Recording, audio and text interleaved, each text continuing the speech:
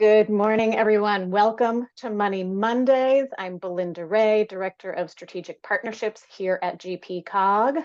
And I'm Paul Johnson, the Economic Development Director. And we are here for Money Mondays, presenting funding opportunities and regional resources for our member municipalities and community partners. With that, I am just going to jump right in. If you have questions, stick them in the chat and we will address them.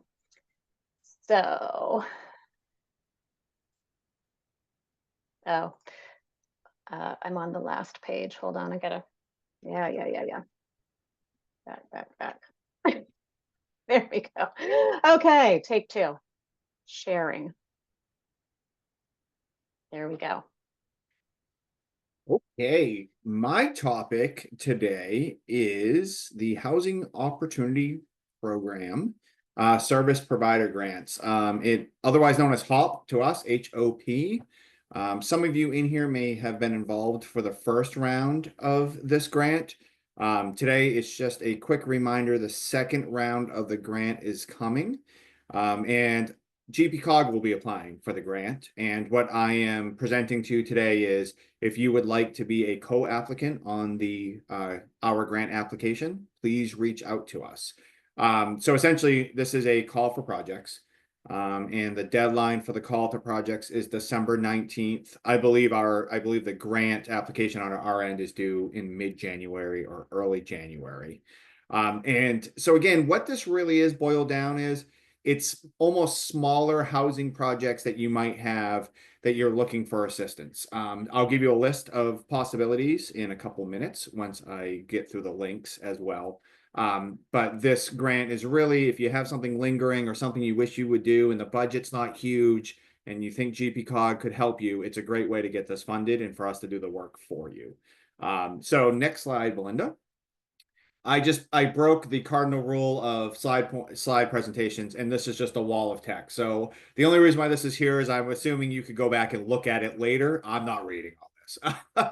But some basic things. If you have a housing needs assessment or local land ordinance review, or if you're looking at, for instance, for Bridgeton right now, we're looking at 3 municipally owned sites, and we're helping them decide which one of those 3 municipally owned sites might be the most appropriate for a housing development.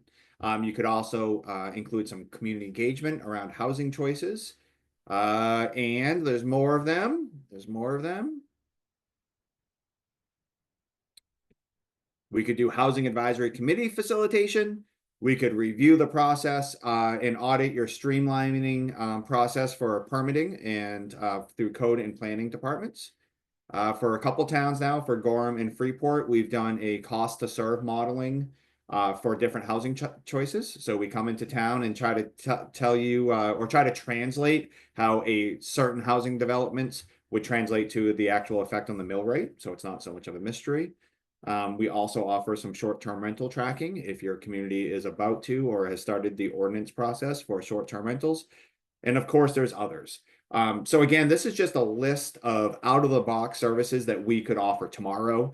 And if you are one of those, if you're in your community and you're saying, hey, we could use one of those 8 or 9 or 10 services I just listed off, this would be an opportunity for us to get involved. We could do the service for you and we could get it funded through this housing opportunity grant. Again, it's not an exhaustive list, but it's pretty close. And I'll let you look at these afterwards if you want, to read the details to them.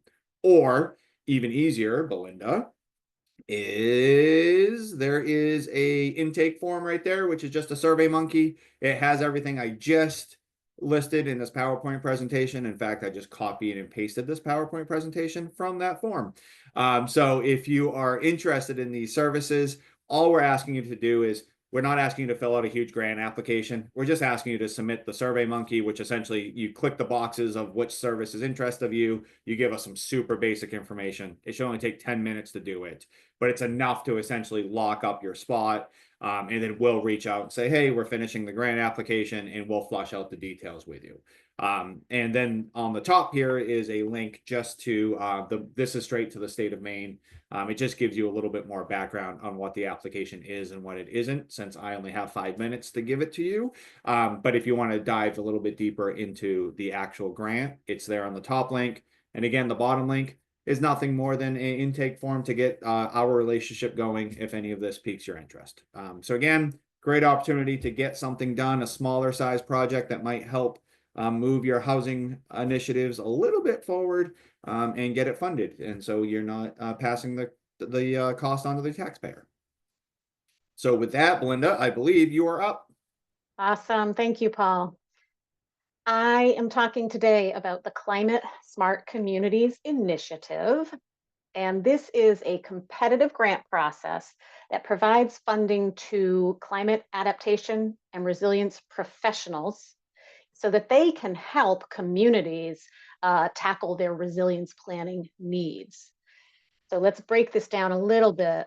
A climate adaptation and resilience professional is someone like GPCOG. We are exactly this. And we will be in the pool here as someone that you could work with if you decide you want to do one of these grants. A community for this grant purpose is defined as a municipality or a government partner and a CBO.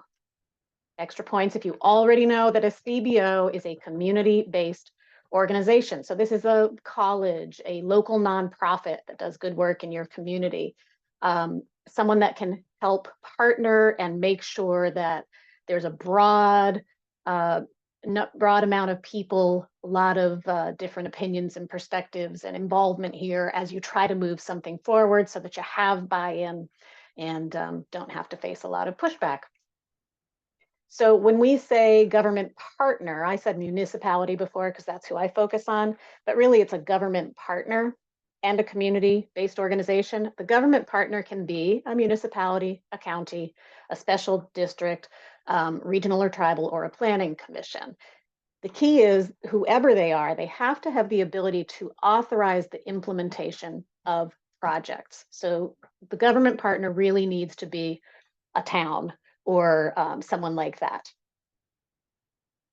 And when they partner together, all three of these entities, these funds can be used for any step in this process, which this grant calls the steps to resilience.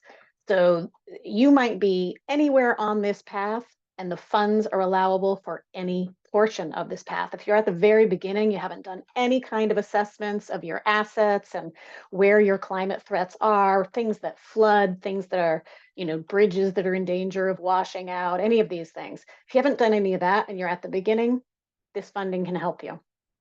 If you have already done some assessment, but you're still not sure like where to start, you can investigate options. Maybe you need to prioritize projects and plan how you're going to take care of them, or maybe you're even ready to start taking action.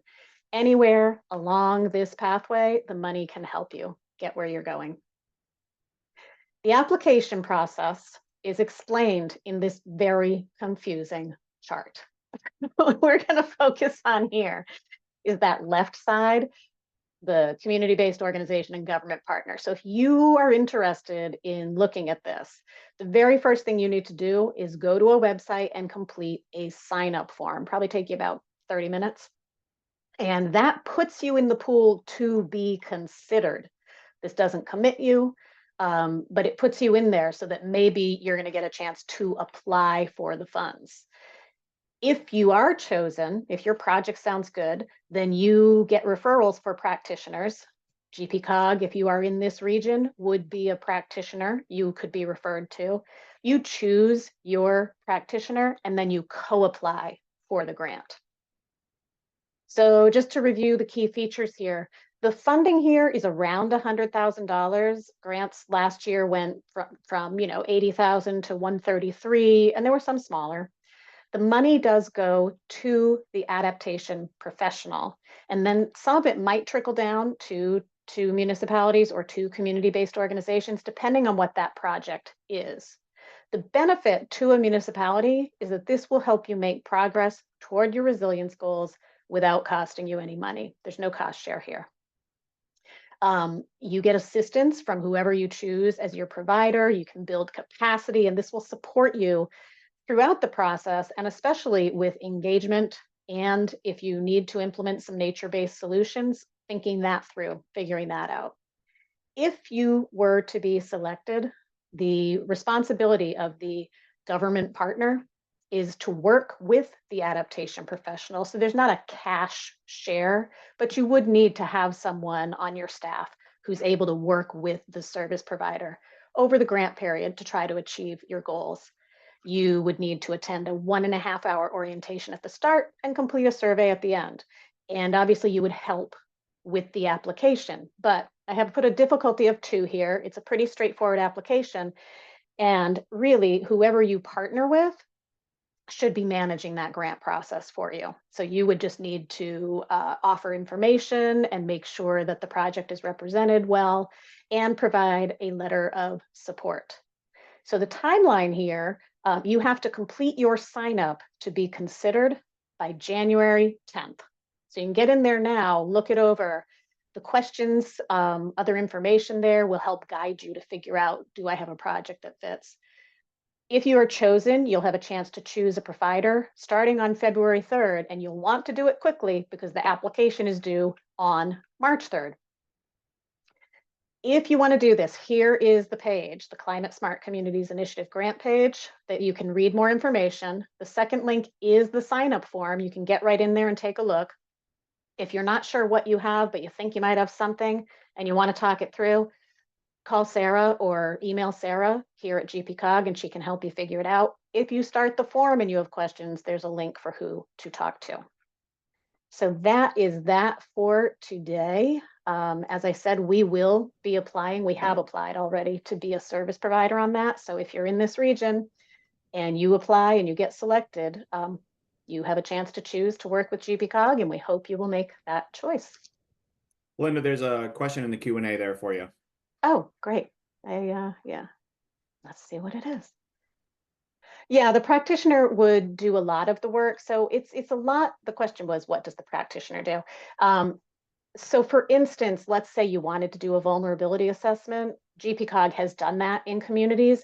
So we would do the vulnerability assessment. We would help to organize public outreach sessions, and certainly staff would be asked to support that work because, you know, we need input from the town.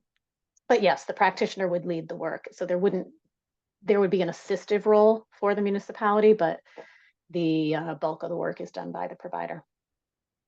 And I will just take this opportunity in the chat. I just did a direct link to that SurveyMonkey I referenced. That way, if you don't want to wait for the slide, you can click on it now, keep it open in your browser, give you a good idea of just what we're expecting for the call of projects for the Housing Opportunity Grant. All right. That, I think I'm going to sign off, right? Yes. We'll try it one more time. Still not working very well. So no, we'll figure it out. The belt is here. The belt is here. That's what's important. Yeah. All right, everybody, have a good week. Bye.